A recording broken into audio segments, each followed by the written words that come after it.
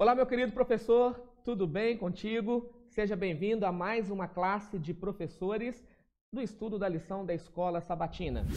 Aqui tenho novamente comigo o pastor Bruno, o pastor Lucas e nós já começamos com as 52 dicas. Pastor Valdeci Lima, qual é a dica de hoje?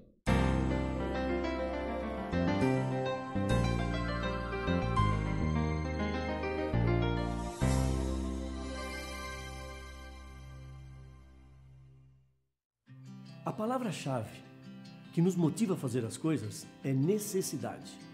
Se um aluno sente que suas necessidades são satisfeitas por preceitos bíblicos, prestará atenção e estudará.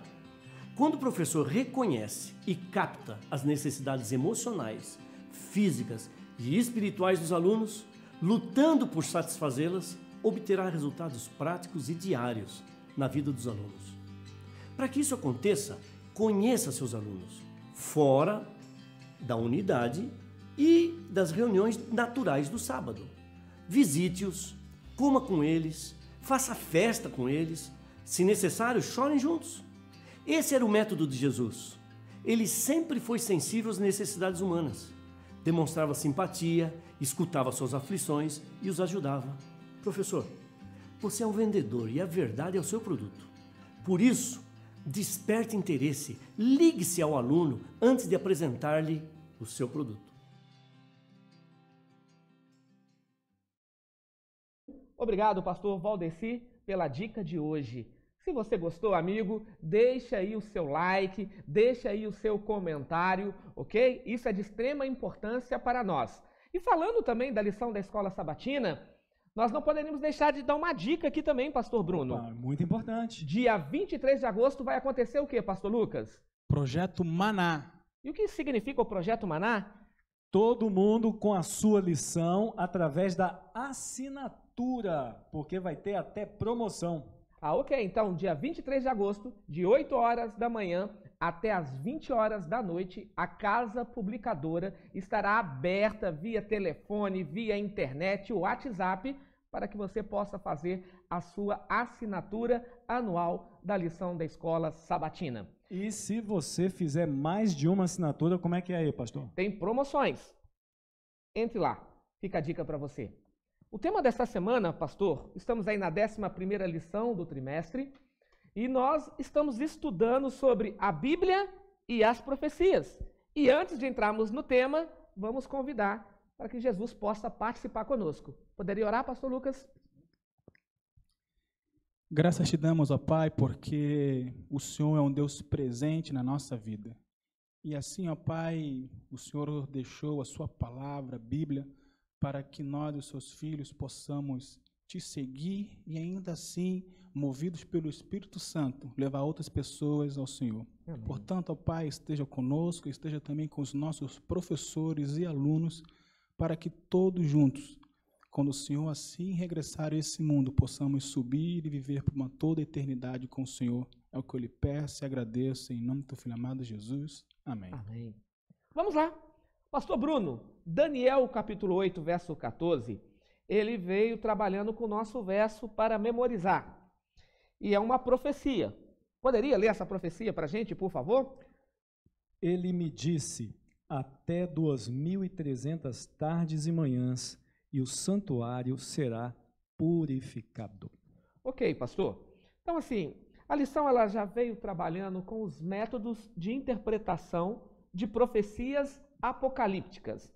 E a lição ela nos apresentou aí alguns temas. Por exemplo, se eu estou num texto profético e uma mensagem apocalíptica, ou seja, profecias para o tempo do fim, qual é a maneira correta de interpretar? A lição ela veio falando aí de alguns métodos. Nós temos aí preterista, futurista, método histórico. Fala um pouquinho aí sobre o método preterista. Nesse trimestre, né, a lição está dando dicas para a gente poder se lembrar de como a gente vai ler e interpretar a Bíblia. No caso dessa semana, que a gente fala de profecias, a gente tem que entender que profecia se interpreta também de uma maneira específica. E a gente, como o pastor Patrick falou, tem que lembrar de algumas dicas desses modos de interpretação. Então, por exemplo, existe um método chamado preterista, que é utilizado para interpretar essas profecias. O método preterista, ele trabalha com uma interpretação mais literal.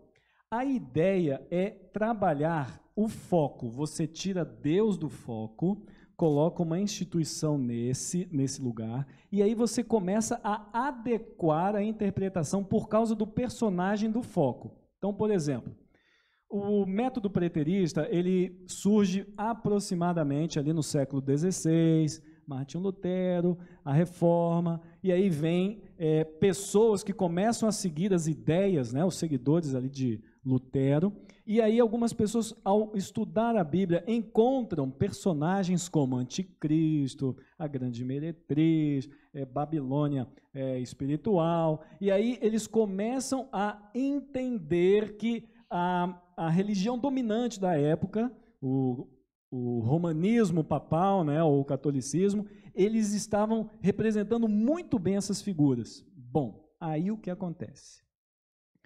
Eles então, para os teólogos católicos, jesuítas principalmente, para desviar a atenção desse foco aí sobre a instituição, eles começam a trazer essa literalidade para a interpretação. Então, você perde alguns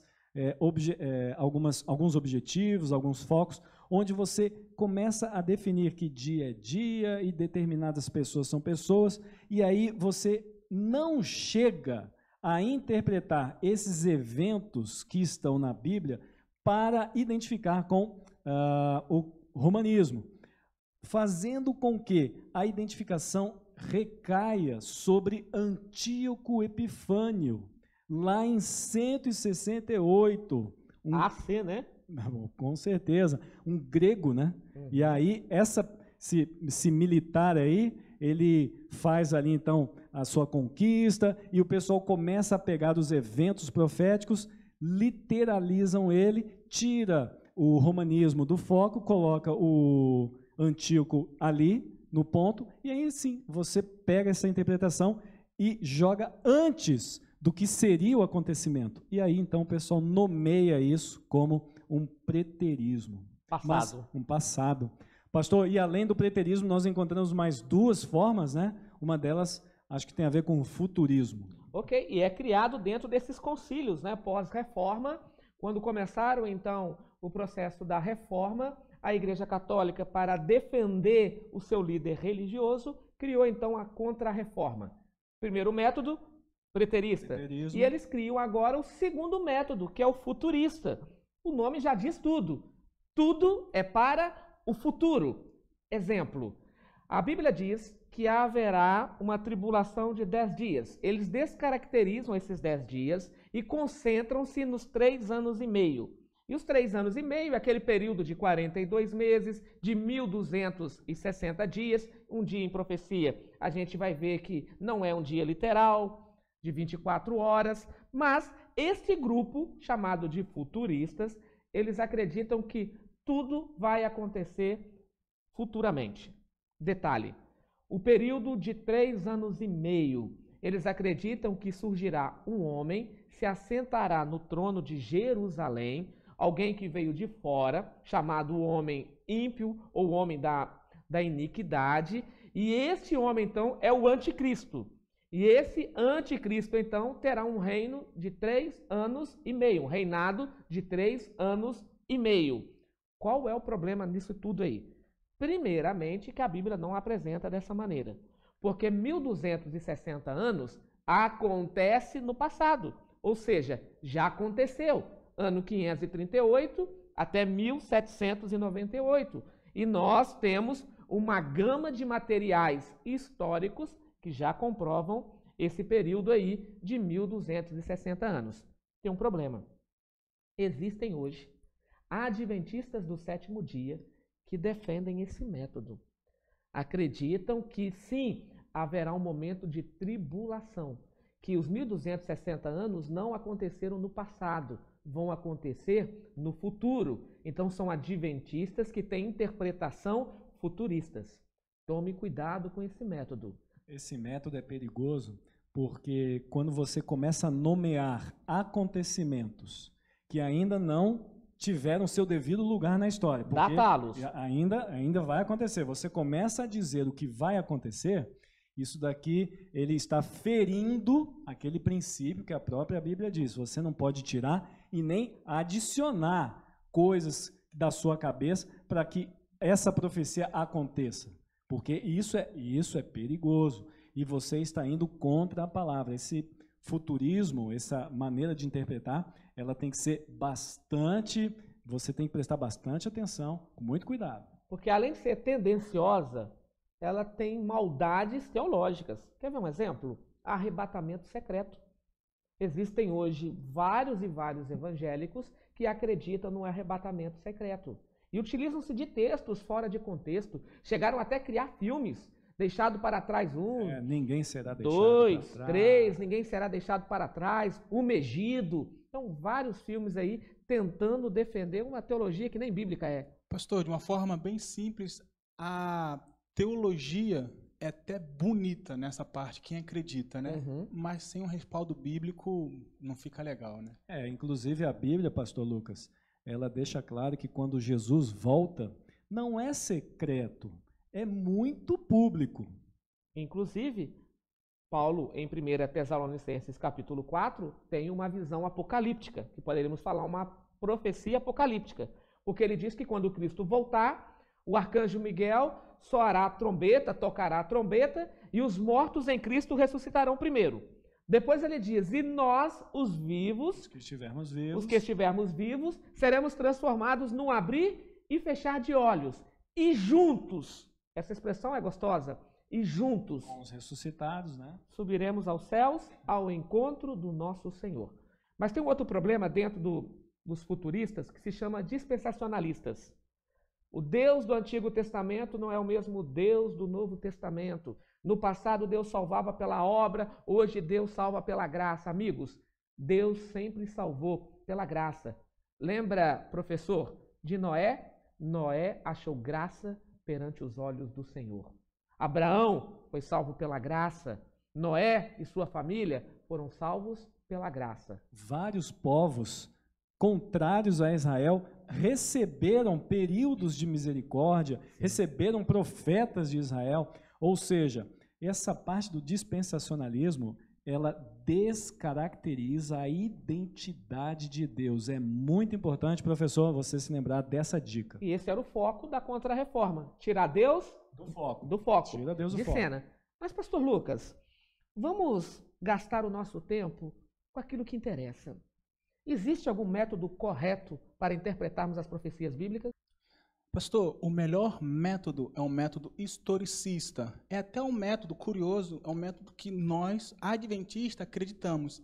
E que esse método tem o objetivo, especialmente em Daniel e Apocalipse, no contexto profético, mostrar um esboço da história que Deus deu para a sua humanidade, dentro de um contexto profético. E ali, pastor, temos mais 3 esboços que podemos dizer que é uma sequência linear que está em Daniel, capítulo 2, referente ao sonho de Nabucodonosor e que o nosso professor certamente conhece. E ali se refere a 2.500 anos de história em sequência. Ok, percebeu o que o pastor Lucas colocou aqui? Deus se apresenta também na história, utilizando-se então uma linguagem do passado para explicar as profecias, né? Como ela vai se desenvolvendo. Poderíamos chamar então essa sequência linear, apresentada pelo pastor Lucas, como uma profecia progressiva. Uma progressiva, contínua, né? Contínua, né? Deus agindo através da história, Babilônia, Medo-Persas, Grécia, Roma Imperial, Roma Papal. Mas você falou 3 tópicos. O primeiro, sequência linear. Tem a recapitulação, e isso vemos com mais clareza em Apocalipse capítulo 2 e Apocalipse capítulo 8, onde diz as 7 igrejas e os 7 flagelos. Ah, sim. Então, o que ele está querendo dizer, querido professor, e me corrija aqui, pastor Lucas, as 7 igrejas, ela tem uma continuidade nos 7 selos. Você percebe que a mesma história mas João vem colocando um temperinho a mais, né? Ele vem explicando, dando mais detalhes. Depois você tem 7 pragas. E aí João vai se desenvolvendo de maneira progressiva. E o terceiro tópico, pastor? Recorrências. Tanto em Daniel, capítulo 2 e 8, e Apocalipse, capítulo 13. Ali, dando mais ênfase a esse contexto que já estudamos anteriormente. E é interessante, pastor, que o método historicista ele tem como objetivo de colocar Deus no centro de toda a ação, diferente dos outros 2 métodos. Essa é uma diferença nossa. Fundamental. Fundamental. É um pilar nosso. Nós, como adventista e professor, isso é bom você ressaltar ao seu aluno, que não podemos deixar dúvida quanto a esse método historicista. E é engraçado, pastor Patrick, que a mensageira do Senhor, Ellen White, deu essa ênfase também, já que temos alguns adventistas, infelizmente, acreditando mais no futurista. Está aqui em Testemunho para a Igreja, volume 8, página 307, e diz assim: devemos ver na história o cumprimento da profecia, estudar as operações da providência nos grandes movimentos reformatórios e entender o progresso dos acontecimentos ao ver as nações mobilizando-se para o combate final do grande conflito. Pastor, não é só importante o adventista saber e entender, mas de praticar e defender, porque é nesse pilar que o inimigo ele quer atacar a nossa fé. Interessante. 1 Pedro 3, verso 15, diz que, além de termos a esperança, precisamos saber defender a nossa fé, né? Muito bem colocado. Agora só, pastor Lucas, você tocou aqui no assunto de recorrências, né? Ellen White já confirmou aí o método histórico. Recorrência, e você apontou aí Daniel capítulo 3 com Daniel capítulo 13. E isso reforça aí o método historicista. Por que isso reforça? Daniel capítulo 3 fala do decreto do rei em matar, em perseguir aqueles que não aceitavam a sua religião. Ele queria unificar apenas uma religião. Quando nós olhamos para Apocalipse capítulo 13, lá diz que 2 poderes vão se unir para ter apenas... Parece que a história se repete, né? Justamente, essa é a bênção do método historicista. E a lição de sábado e a lição de domingo, elas estão em anexo, né? Estão ali conectadas, linkadas, aí usando a linguagem da informática. E aí, pastor Lucas, como você já falou do método correto aí de interpretarmos as profecias bíblicas, aí vem a questão do princípio dia-ano. O princípio dia-ano é algo que merece também a nossa atenção. Porque se eu não entender, por exemplo, quando a Bíblia fala de 70 semanas, quando a Bíblia fala de um processo de 3 anos e meio, como entender se Deus está falando de maneira literal ou se Deus está falando de maneira simbólica? Deixa eu colocar o nosso amigo Lucas mais no fogo aqui, tá bom, pastor? Gênesis capítulo 1 fala de 6 dias da criação. 6.000 anos ou 6 dias? Pastor, o senhor não me colocou só no fogo, mas eu estou me sentindo como Sadraque, Mesaque e Abidnego aqui agora. Mas olha, por exemplo, referente à sua última pergunta com respeito a Gênesis 1, não tem como eu, de acordo com o método histórico, acreditar que são 1000 anos cada dia. Por quê? Na parte da segunda-feira, isso eu dou uma ênfase para que o professor ele possa fazer as suas anotações e passar para o seu aluno. Sim. É claro que usamos os símbolos, longos períodos de tempo e expressões peculiares. Logo aí, na parte final de segunda-feira, há 3 parágrafos que dão ênfase em cada um. Ou seja, para eu estudar e ter a interpretação correta segundo ao método historicista, eu preciso estar de acordo com esses 3 tópicos que a lição ela vem passando com respaldo na Bíblia. Inclusive, pastor Lucas, quando você pega o livro de Gênesis, você percebe que Gênesis, ele de maneira geral, ele não tem uma linguagem profética. E essa é a deixa. Eu não posso simplesmente olhar qualquer coisa que está escrita em Gênesis e utilizar as fórmulas que nós utilizamos de interpretação profética para uma literatura histórica, que exige sim uma interpretação mais literal. Aí você consegue casar mais fácil com a natureza da escrita ali de Gênesis. Mesmo Gênesis tendo ali algumas passagens com algum teor profético, mas Gênesis capítulo 1... De maneira geral... O próprio contexto vai explicar. Sim. Não é? Mas, colocando então essa questão, pastores e querido professor, a Bíblia, ela processo de 1.600 anos, 1.500 anos antes de Cristo, 100 anos depois de Cristo, ela foi subdividida em categorias.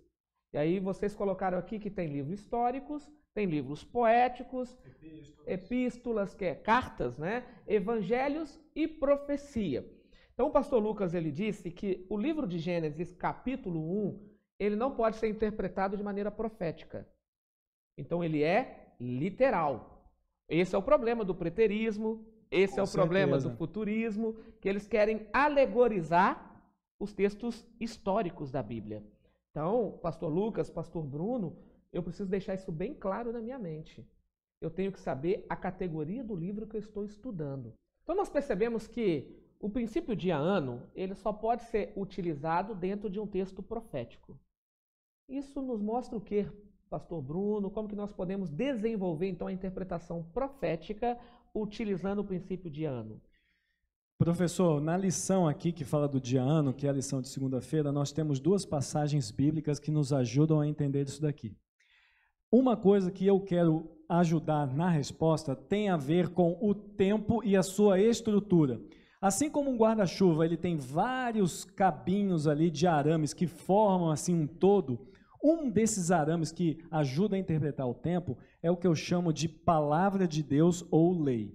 Quando eu começo a desestruturar a profecia com interpretações particulares, a palavra de Deus ela não se torna forte o suficiente para interpretar ou fundamentar a questão do tempo, porque o tempo ele é muito importante, é tão importante que no próprio livro de Daniel diz que aquela pessoa que fala contra o Altíssimo, ela muda tempos e leis. Quem dá o tempo é Deus, não foi o homem que inventou tempo, no que diz nesse caso aqui, sábados e as festas como Páscoa e Pentecostes, enfim, a lei e os tempos são palavras de Deus. Então, essa noção de princípio dia-ano tem que passar obrigatoriamente pela conexão com a palavra de Deus. E o interessante é que Deus utilizou até alguns textos históricos que aconteceu ou aconteceram com o povo de Israel para explicar esse princípio.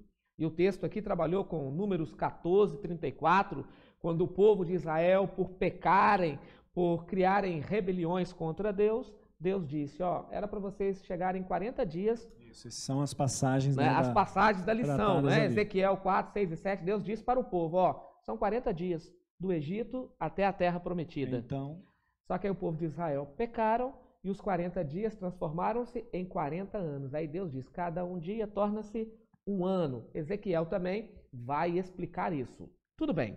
Pastor, dá um outro exemplo que está justamente em Apocalipse capítulo 11. Sim. Verso 3, 2 e 3. Exclua, porém, o pátio exterior. Não o meça, pois ele foi dado aos gentios. Eles pisarão a cidade santa durante 42 meses. O verso 3, pastor e professor.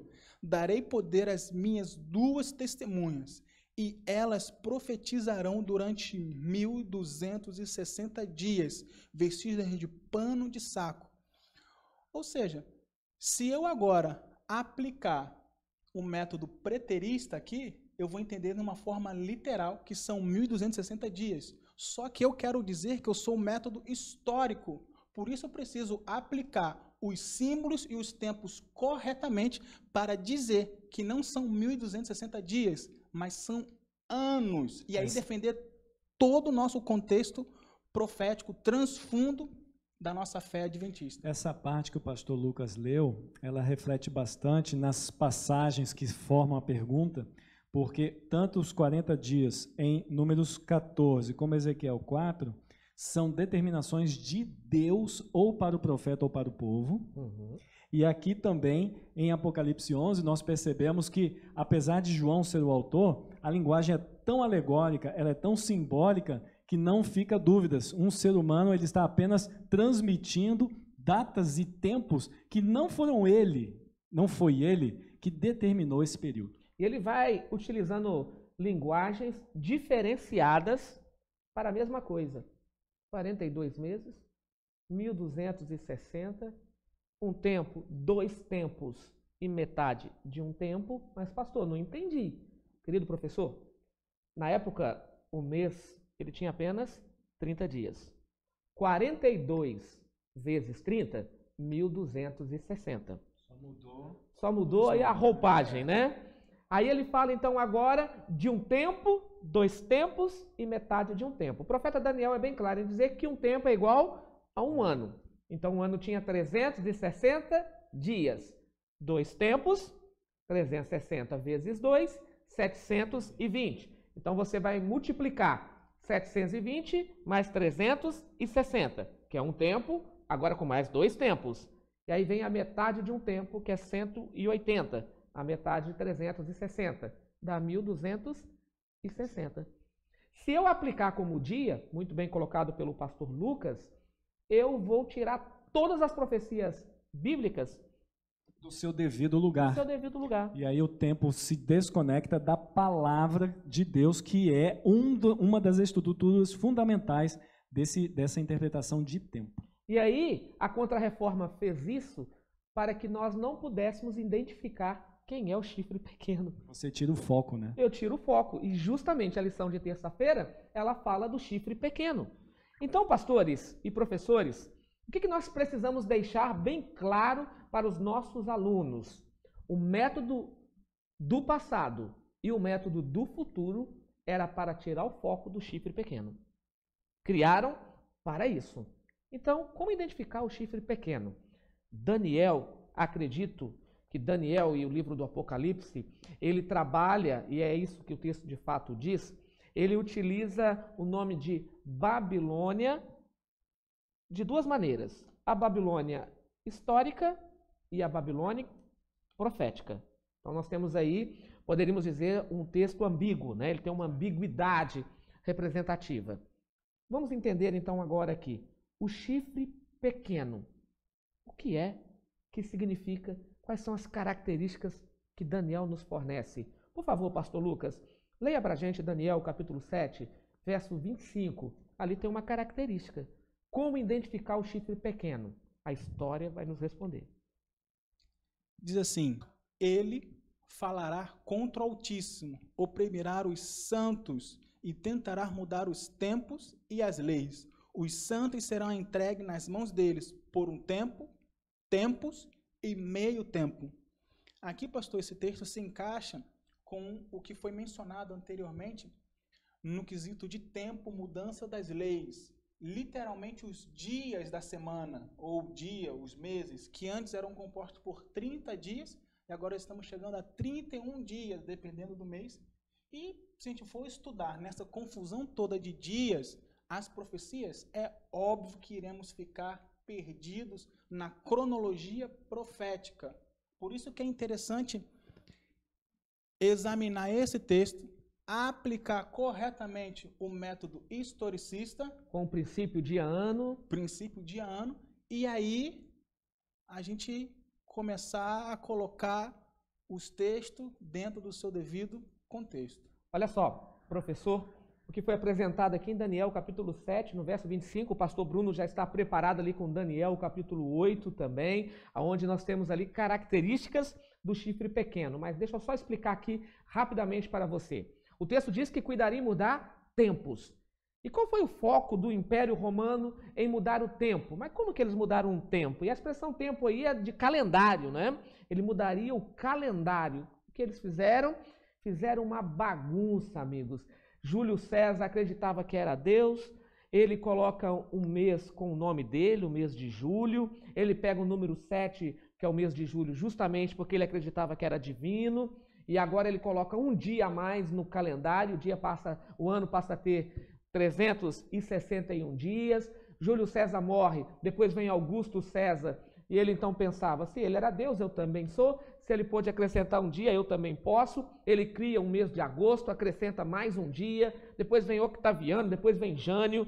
Começaram a fazer uma bagunça. O ano passou a ter 375 dias. E isso foi até dia 15 de março de 1532. No dia 15 de março de 1532, Gregório I, ele faz um concílio, ele diz, ei, estamos equivocados. Ultrapassamos aí o tempo, falamos que vai chover, dá sol, falamos que vai ter sol, dá chuva. Então, dia 15 de março, era uma sexta-feira do ano 1532, assentaram-se num concílio, retiraram então 10 dias do calendário. E surge o famoso calendário gregoriano, com 365 dias. E aí tem ano que vai ter 28 dias, tem 29, e aí... É um acerto por causa da rotação solar, né? Justamente, só que bagunçou a interpretação profética. Então, mudaria tempos, depois mudou a lei, dia 7 de março do ano 321, depois mudaram mais o quê? Mudaram também aí, além de tudo, a questão da imortalidade da alma. O ser humano agora, ele não é um ser mortal, ele é imortal. E tudo isso vai acontecendo aí nessa bagunça com o tempo, com interpretações, mudança do sábado para o domingo, mudança do calendário. Ok, essa é uma característica de Daniel capítulo 7, verso 25, fora as blasfêmias contra Deus. Mas, pastor Bruno, e no capítulo 8? Daniel ele tem ali um panorama com várias visões, mas ele tem a visão do chifre pequeno. E dentro do chifre pequeno, o que Daniel explicou? Então vamos lá. No verso 1 em diante, no capítulo 8, nós fazemos a seguinte leitura. No ano terceiro do reinado do rei Belsazar, eu, Daniel, tive uma visão depois daquela que eu tivera a princípio. Quando a visão me veio, pareceu-me estar eu na cidadela de Suzã, que é província de Elão, e vi que estava junto ao rio Ulai. Então levantei os olhos e vi, e eis que diante do rio estava um carneiro, o qual tinha 2 chifres, e os 2 chifres eram altos, mas um mais alto do que o outro, e o mais alto subiu por último. Vi que o carneiro dava amarradas para o ocidente, para o norte, para o sul, e nenhum dos animais lhe podia resistir, nem havia quem pudesse livrar-se do seu poder. Ele, porém, fazia segundo a sua vontade, e assim se engrandecia. Estando eu observando, eis que um bode vinha do ocidente sobre toda a terra, mas sem tocar do chão. Este bode tinha um chifre notável entre os olhos. Dirigiu-se ao carneiro que tinha os 2 chifres, o qual eu tinha visto diante do rio, e correu contra ele com todo o seu furioso poder. Viu chegar perto do carneiro e, enfurecido contra ele, o feriu e lhe quebrou os 2 chifres, pois não havia força no carneiro para lhe resistir. E o bode o lançou por terra e o pisou aos pés, e não houve quem pudesse livrar o carneiro do poder dele. O bode se engrandeceu sobremaneira, e na sua força quebrou-se-lhe o grande chifre, e em seu lugar saíram 4 chifres notáveis para os 4 ventos do céu. De um dos chifres saiu um chifre pequeno e se tornou muito forte para o sul, para o oriente e para a terra gloriosa. Cresceu até atingir o exército dos céus, alguns do exército e das estrelas, lançou por terra e os pisou. Sim, engrandeceu-se até o príncipe do exército, dele tirou o sacrifício diário e o lugar do seu santuário foi deitado abaixo. O exército lhe foi entregue com o sacrifício diário por causa das transgressões, e deitou por terra a verdade, e o que fez prosperou. Depois ouvi um santo que falava, e disse outro santo àquele que falava, até quanto durará a visão do sacrifício diário e da transgressão assoladora, visão na qual é entregue o santuário e o exército a fim de serem pisados. Ok, nós temos aí uma situação com várias visões. Daniel começa tendo a visão de um carneiro, aí depois vem um bode, desse bode nasce 4 chifres, depois surge mais um chifre, que aí é o chifre pequeno. E aí ele começa então agora a dar algumas características. Ele diz que esse poder, chamado chifre pequeno, ele deixaria de ter um ataque horizontal, Sim. que é a perseguição dos santos, e faria um agora, ataque vertical. A parte final dessa leitura, ela identifica exatamente esse pensamento. Agora, como, pastor Bruno, que um poder aqui na Terra, que faz um ataque horizontal, faz um ataque agora na vertical? É impressionante porque nesse ponto da lição, a gente tem que entender que o livro de Daniel, embora ele esteja no Antigo Testamento, ele é um livro profético. Então, nós temos que entender que essa também serve como uma linguagem alegórica. É natural entender que como é que alguém aqui da terra atinge os santos, o exército dos céus. Então, existe aí uma interpretação que nos leva a entender que esse não é simplesmente um poder terreno. Esse é um poder que envolve um sobrenatural. Sim. E aí você começa o que nós adventistas, desde Ellen White, entendemos grande conflito, onde existe conflitos de força. Esse conflito de força tem representantes na terra, os representantes de Deus e os representantes do inimigo de Deus. Então, os representantes de Deus são chamados de os santos do Altíssimo, ok? E os representantes do inimigo, ele sim pode ser chamado o bode, o chifre, porque eles representam poderes terrestres que identificam esse poder sobrenatural. Agora, é interessante que um poder aqui na terra, para atingir um poder lá no céu, ele precisa tirar alguém de cena e colocar outro. Por exemplo, o que o chifre pequeno fez? Você não precisa mais confessar os seus pecados a Deus. Você não precisa mais ir diretamente a Cristo. Venha a mim, confessa os seus pecados, você vai rezar 10 Ave Marias e 10 Pai Nossos. Colocando uma autoridade em si, né? E os seus pecados estão perdoados. Percebe? Quem eu tirei de cena? Você tira o Deus do foco, porque a minha comunhão é direcionada a Ele, né? Nessa quarentena nós perdemos o contato físico, mas não perdemos a comunhão. E aqui a Bíblia, ela tira exatamente, ou seja, né, a narrativa, né, que ele tira essa comunhão. Como é que pode uma coisa dessa? Porque a Bíblia diz que só temos um intercessor, que é Jesus Cristo. 1 Timóteo, né, 2:5. Então ele tira Cristo de cena e coloca um homem. Quer ver um filme, pastor? Um filme que teve um Ibope alguns anos atrás, chamado O Alto da Compadecida. E esse filme, ele é um filme doutrinário, não sei se o pastor Lucas assistiu, se você assistiu, querido professor, e tem um momento que um dos personagens morre e vai para o inferno. E ali no inferno ele está sendo julgado, e aí Jesus Cristo aparece, os livros são abertos, como a Bíblia apresenta, e aí Jesus olha para ele e diz assim, ó, tem como te salvar não, você pecou demais. Os relatórios, Jesus, você não pode, mas eu vou orar alguém que está acima do Senhor, alguém que pode. E ele ora e Maria aparece. E Maria diz, seu pecado está perdoado, fique tranquilo. Ou seja, coloca também Maria com grau de importância acima de Jesus Cristo, como que aquela que resolve os problemas. É uma hierarquia que nós consideramos indevida. Justamente. Então é um dos ataques do chifre pequeno. Também diz que pegaria a verdade e jogaria a verdade por terra. Deitaria por terra. A verdade. E o que é verdade? A Bíblia diz que a verdade é a Bíblia. Né? O livro de João, o Evangelho de João, capítulo 17, verso 17, diz, santifica-nos na verdade, pois a tua palavra é a verdade.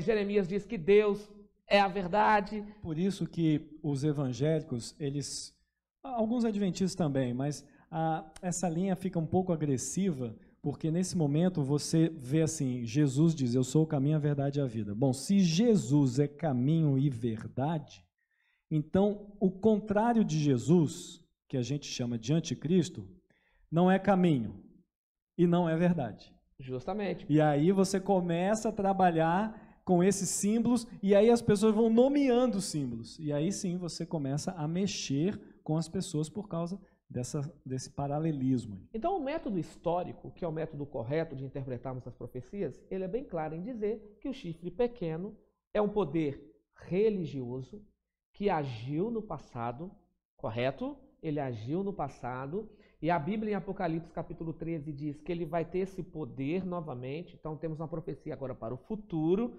mas eu tenho um pano de fundo, ou uma sombra revelada no passado, que traz então agora uma luz real, uma luz sequencial, poderíamos assim falar, a respeito do texto bíblico. Mas pastor Bruno, você fez uma leitura completa, e nós já estamos aqui chegando com o juízo investigativo da lição da Escola Sabatina, e a cena do juízo tem a ver também aí com a queda desse império chamado Babilônia, que na realidade é uma confusão religiosa. E para entendermos aí a cena do juízo investigativo, nós temos que voltar ao verso áureo, ao verso que nós lemos no início, que é Daniel capítulo 8, verso 14. E lá diz que até as 2.300 tardes e manhãs o santuário será purificado. Aqui nos bastidores, o pastor Lucas disse assim, Gênesis capítulo 1, verso 5, lá diz que houve tarde e manhã, e foi o primeiro dia. Então nós sabemos que 2.300 tardes e manhãs são 2.300 dias. Se eu estou no livro profético, dia então agora passa a ser ano. Então vai para 2.300 anos. Quando começou essa profecia, pastor? Essa parte, professor, é muito legal. A maioria dos adventistas está acostumada com esse tipo de linguagem, porque os 2.300 anos, de acordo aqui com a lição de quarta-feira, ela está totalmente conectada com a profecia das 70 semanas. Inclusive, o autor da lição, ele foi até assim, gentil em dizer uma curiosidade. Mais ou menos ali no último capítulo, ele chega a dizer que muitos estudiosos, eles acreditam que as 2.300 dias, e no caso anos aqui que nós estamos estudando, e as 70 semanas, elas fazem parte da mesma profecia, do mesmo conjunto. É possível estudar separado? Perfeitamente possível, assim como é perfeitamente adaptado, se encaixa assim como uma luva. Então, a gente precisa dar uma passada aqui nessas 2.300 tardes e manhãs, utilizando o princípio dia-ano, juntamente, casando com as 70 semanas, que também não são literais, obviamente, senão não vai a casamento da interpretação de tempo, e aí sim você consegue trabalhar isso daí. Pastor Bruno, você mencionou aqui que o perigo, então, eu tiro Deus de cena, coloco um homem com a autoridade agora de interpretar a Bíblia, marcar datas, passado, futuro, e aí houve um grupo de pessoas conhecido como mileritas, guiados aí por Guilherme Miller, que acreditavam que ao final das 2.300 tardes e manhãs, Jesus Cristo voltaria. Esse dia chegou e Cristo não voltou. Mas aí um grupo de pessoas agora, após esse desapontamento, começaram a estudar a Bíblia. E aí entenderam, baseado ali na carta aos Hebreus, Apocalipse capítulo 10, que na realidade a profecia não narrava a volta de Cristo, mas o fato que Cristo estava deixando um lugar santo e entrando no Santíssimo. Quando o sumo sacerdote entrava no local santíssimo, era cena de quê? Opa, aqui começa a explicação do verso para memorizar. O sumo sacerdote, ao entrar no Santíssimo, ele fazia uma coisa: purificação. Ele entrava todo dia ali? Com certeza era só uma vez por ano. Uma vez ao ano que ele entrava ali. Esse dia era chamado de quê, pastor Lucas? É o Yom Kippur, o dia da expiação, mais conhecido aí no nosso meio. Ok, então é o dia da investigação, conhecido também como o dia do juízo. Era o dia que Deus purificava o santuário, purificava o povo, mas na realidade estava acontecendo um julgamento. Agora vamos esquecer então o seguinte: a visão de Daniel é para o futuro. O santuário terrestre não existe mais. Qual santuário seria purificado? Provavelmente o que Moisés recebeu como modelo para ele poder construir um santuário terrestre. Ou seja, existe algum santuário aí. Então existe um santuário celestial e ele serviu então de modelo para que Moisés pudesse construí-lo sobre a ordem de Deus. Êxodo 25, verso 8, e me farão um santuário. E todo aquele ritual do santuário terrestre é um símbolo do santuário divino celestial. Divino celestial. Então, na realidade, o que acontece a partir daquela data não é a volta de Cristo, mas o início do julgamento investigativo. E para fecharmos então a lição, nós entramos na tipologia como profecia. E aí nós temos aí vários métodos para interpretar a palavra de Deus. E eu tenho que utilizar a Bíblia para interpretar. Por exemplo, se eu estou num livro profético, pastor Bruno, animal em profecia representa o quê? Bom, a gente precisa entender que em interpretação alegórica e num livro profético, animal não pode ser literal. Então você pode se lembrar dessas dicas aqui, ó. Um animal, geralmente, ele simboliza ou um rei ou um reino. Ok, está lá em Daniel 7, verso 17, 23. Pastor Lucas, falamos do chifre pequeno. E chifre? O que representa chifre aí no contexto profético? Poder religioso, pastor. Um poder religioso, um rei ou um reino, né? O animal e o chifre podem... Estão associados aí, né? Tem a mesma interpretação. O simples, cordeiro. Cordeiro, é óbvio que aqui tem um pouquinho de cultura judaica, porque o próprio João Batista diz: eis o Cordeiro de Deus que tira o pecado do mundo. Então, cordeiro pode simbolizar Jesus. Ok. Aí, por exemplo, a Bíblia diz que Satanás arrastou a terça parte das estrelas do céu. Apocalipse capítulo 1, no verso 20, diz que estrela é anjo. Então, na realidade, ele arrastou a terça parte dos anjos. Então, nós temos uma tabela profética, o tempo não nos permite, mas conseguimos trabalhar com aquilo que é importante, qual é o método correto para interpretar a palavra de Deus. Amém? Chegamos ao final de mais um programa. Eu vou convidar o pastor Bruno que possa orar por cada professor, por cada aluno, para que possamos ter uma classe de professores e com certeza uma linda escola sabatina abençoada. Amém, pastor? Amém. Vamos com orar? certeza. Oremos então. Querido Deus, muito obrigado, porque a Tua palavra é uma luz para o nosso caminho. Amém. Existem algumas dicas que nós precisamos recapitular e gostamos muito dessa lição, porque isso nos fez lembrar daquilo que já estudamos. Pedimos então uma bênção aos professores e aos demais irmãos que estarão amanhã recapitulando, para que nós possamos crescer e nos desenvolver espiritualmente. Te agradecemos e pedimos em nome de Jesus. Amém. Pastor Bruno, o pastor Lucas tem um professor destaque. Opa, então diga aí, pastor. Diga aí, para nós, tem um quem é professor que é esse destaque abençoado? aí? Curioso porque eu não assisti tudo, mas assisti um pouco dessa lição e vem lá da igreja de Botafogo. É meu Opa. amigo, professor Igor Siqueira. Opa, então esse é o destaque. Eu destaque. legal. Professor jovem e passa as suas aulas na classe de jovens da igreja de Botafogo. Querido Igor, parabéns, que Deus continue abençoando você, o ministério que Ele colocou em suas mãos, em sua responsabilidade. Que Deus te abençoe. E lembre-se, eu estudo a lição. E você?